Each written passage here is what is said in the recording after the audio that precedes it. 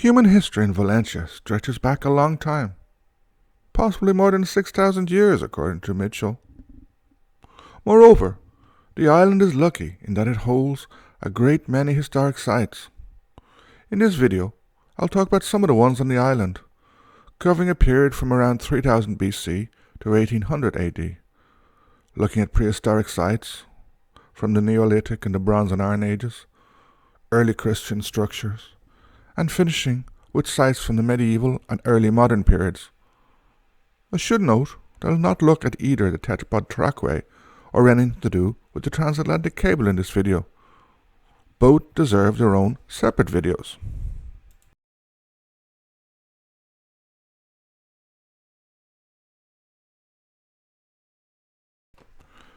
There are numerous prehistoric sites in Valentia. These include Promontory forts, standing stones, a wedge tomb, Fulloch Fia, and lots of walls, enclosures, field systems. Many of these can be found at the back of the island, or near Bray Head. On the cliffs of Cool can be seen two of the island's most interesting promontory forts, Doonroe and Doonroe. Both are special, standing above the ocean, looking out to the Blaskets and beyond. But the latter is particularly beautiful due to the two pillars that mark it. Within a kilometre or so of these two promontory forts is Cooley's Wedge tomb. Like all wedge tombs, it is impressive and mysterious. However, its location, facing out to the Skelligs and to the Atlantic, makes it even more special. Standing stones can be found in a number of places on the island, with the largest located inside the walls of the lighthouse, while at the bottom of Bray Head is an interesting group of 3 stones. At the back of the island, between Yukon and Bray, a large number of stone walls can be found, marking ancient enclosures and field systems. Many of these are probably from the Iron Age, but others are older, going back to the Bronze Age, if not earlier. Indeed, in the bog near St. Brendan's Well, a trackway was found going back to 2000 BC, indicating that some of the island's walls may date back even further. These walls are impressive, and having survived so long, often possess a strange beauty.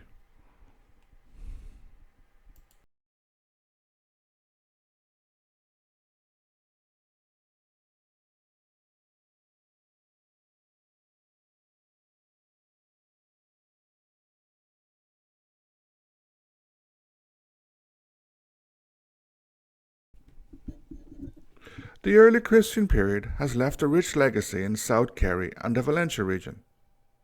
Notably, the monastic sites of Church Island, Ilonlochon, and obviously Skellig Michael itself. Valentia itself is equally rich. One of the earliest marks of the Christian period are ogham stones. Ogham is the first form of Irish writing, and despite what some people allege, it emerged in the early Christian period. Valentia has 2 ogham stones, both close to each other and cool. One stands by itself in a field, the other is in the middle of Kildrina monastic site, and, in addition to the ogham markings, has a cross carved into it. Kildrina is fascinating because, in addition to the signs of monastic use and settlement, such as the foundations of huts and the remnants of a castle, it was also used for a long period as a killeen, or a graveyard for unbaptized babies and outsiders. This illustrates how the use of these sacred sites changed over time. Moreover, there is another monastic site which is also used as a killeen within a kilometre or so.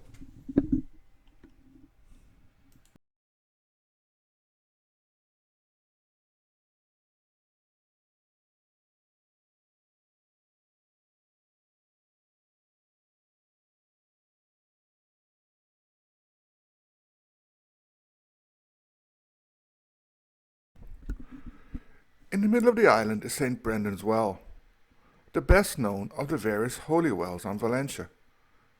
It continues to be a site of pilgrimage today, as can be seen in the benches near the well and the various offerings left there. Also in the vicinity are some stone crosses, possibly dating back to 800 AD, showing how long the well has been in use.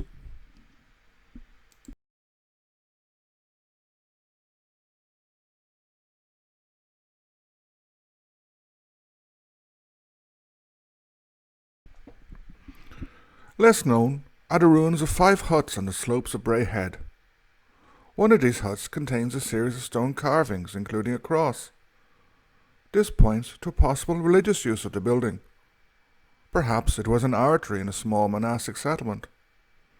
Or the buildings may have been attached to a farm, traces of which can be seen easily in the nearby fields. Actually, both monastic and agricultural uses may have been possible, as the area could have been used to produce food for the monastic side on Lochlan or elsewhere on the island.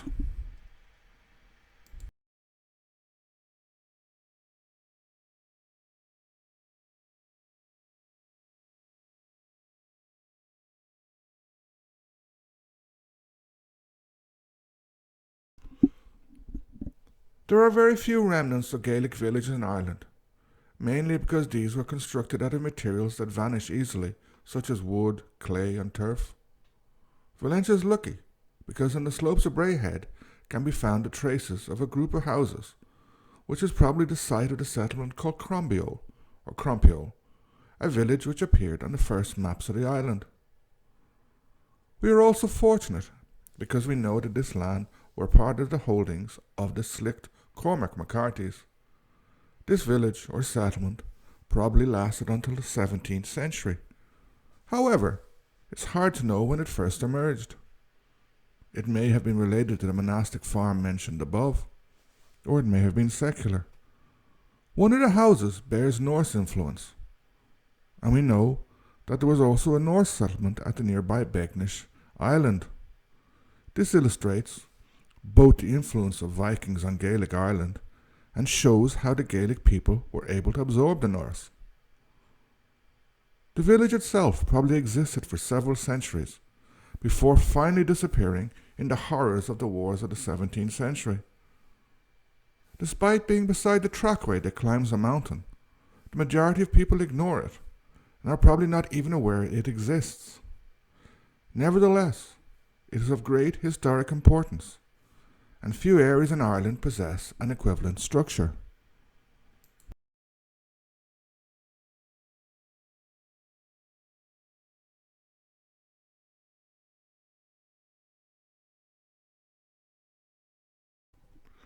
Finally, there are 2 artillery forts on the island.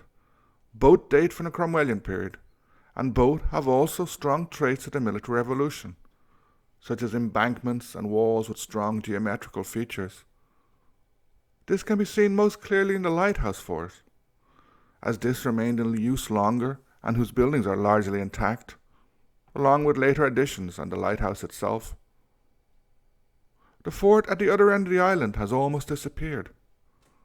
A few bits of wall are all that is left of the blockhouse and the other structures used to house soldiers or to store ammunition.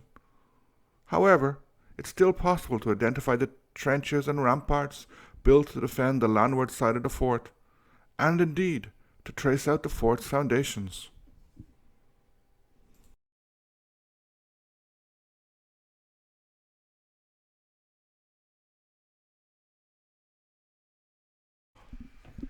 Like any place, Valentia has been transformed radically over the centuries and millennia of human existence. It's lucky in that so many structures have survived the drama of life on the island. Some of these are well known, others less so.